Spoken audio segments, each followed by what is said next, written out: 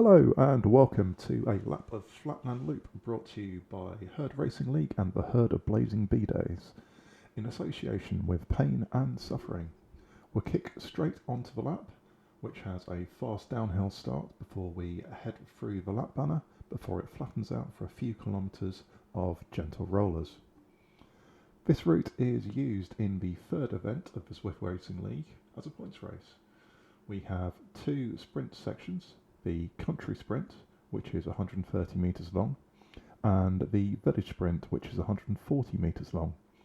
You can score points for being the first person over the line on any of the sprint banners, and on a free lap race there'll be 6 of these.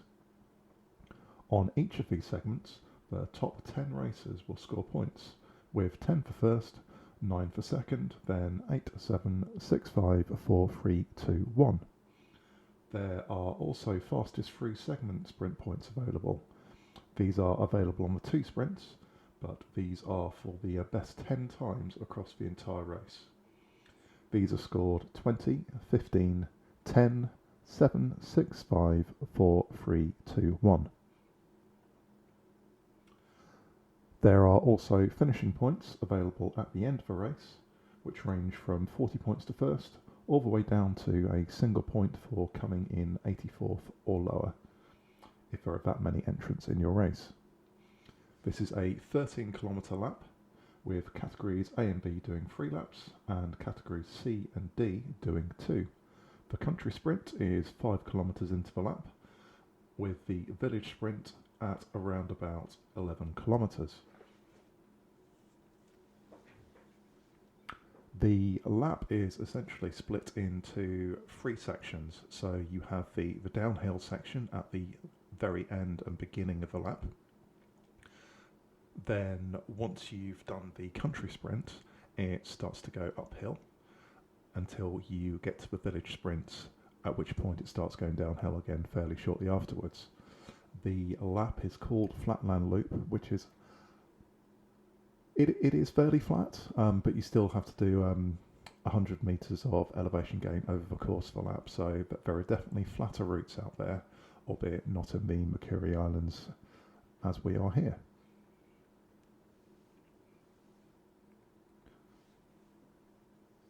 So at this stage we are still on a rolling section. We are about 3.2 kilometres into the lap. So we've still got just over 1.5 kilometres before we do the first sprint. I personally find these sprints are particularly difficult to spot, so keep a keen eye on the distance that you've gone, as well as keeping an eye on your mini-map to try and spot the sprint. Because these are both very, very short sprints at 130 and 140 metres, you will have to be going as fast as you possibly can by the time that you actually hit the start of a sprint segment. And that will ensure that your pace through the sprint is as good as it possibly can be. If race 2 is anything to go by, it's going to be exceptionally fast, and especially on the first lap, the vast majority of the field will be going for the sprint, so it'll be especially difficult to pick up any points for either being first over the line or for having the fastest segment times over the course of a race.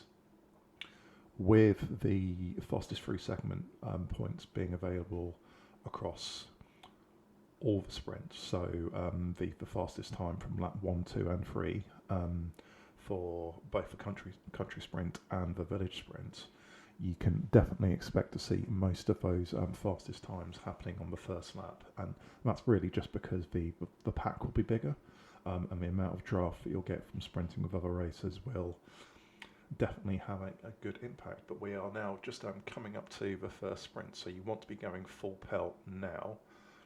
Then we go over the start of the line, and very, very quickly we will get to the end. So, I mean, on this I'm doing about 2 watts a kilo, and it was under 15 seconds. So the sprints themselves will almost undoubtedly be under 10 seconds. So it'll be gone in a flash. So it's so important to make sure that you are up to the pace, or rather up to pace by the time that you actually start the sprint. Otherwise, you will get dropped. So we're through the country sprint, and as you can see, we've only done about 30 metres of climbing with another 70 to come. So this section, as good as until you get to the village sprint in the castle area, is going to be predominantly uphill.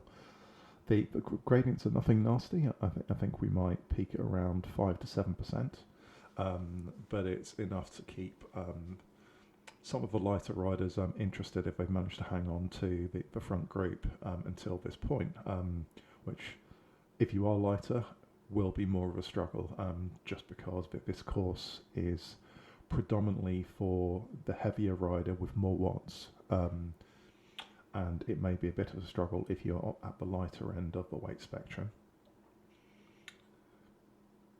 And we come into the village with a little bit of a kick coming into it.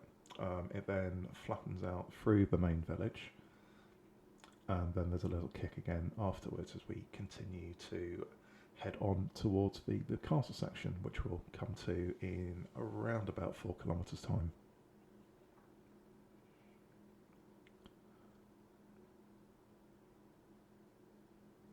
So this the sections between the two sprints are really going to be about ensuring that you're with as many people as you possibly can be. Hopefully you're in the front group, and just to draft as much as you possibly can and to try and conserve as much energy as you possibly can to be ready for the next sprint.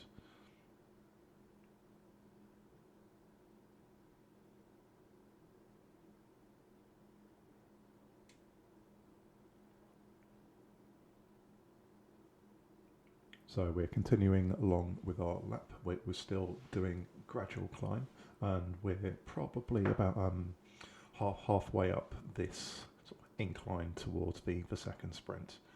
But we have around about 3 kilometres to go until we get there.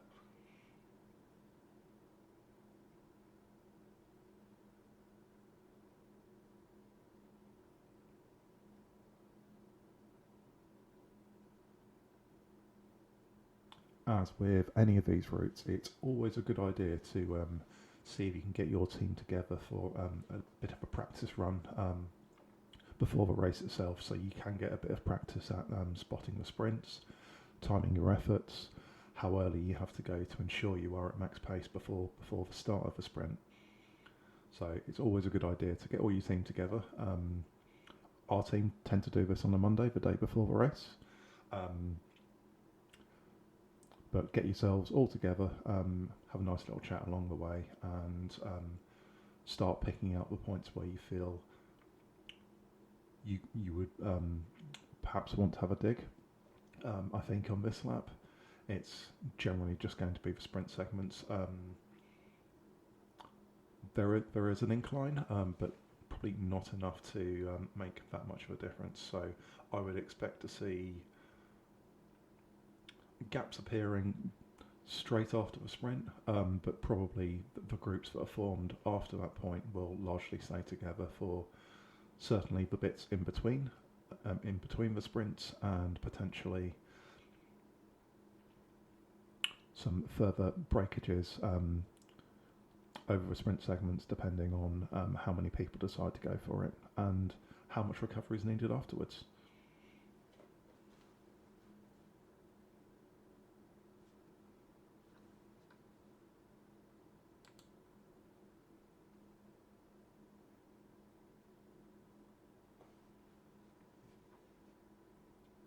So we are getting pretty close now to the village sprint. We'll have a little bit of a climb just coming up to it, and then you'll start to see the castle area of the map. We are probably just over 1 kilometre away.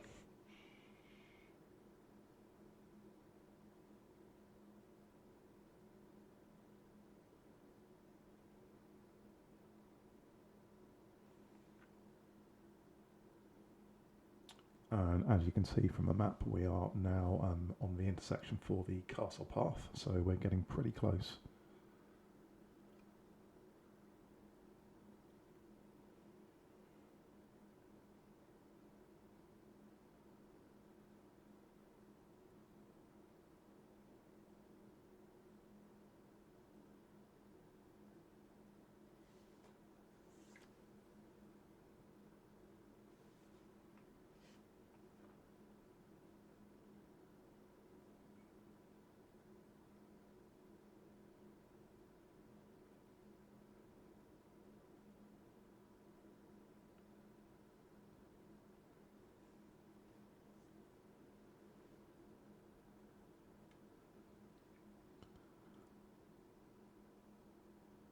So here we go, just coming up towards the sprint now. You want to be kicking now.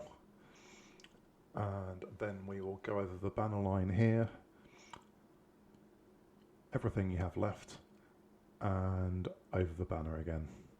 So I mentioned earlier that there are essentially 3 parts to this lap. We've got the downhill, the flat and the uphill.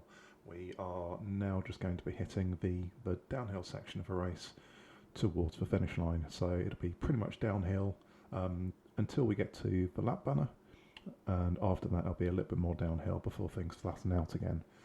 So that all that really leaves me to do is to wish you the very best of luck in your race.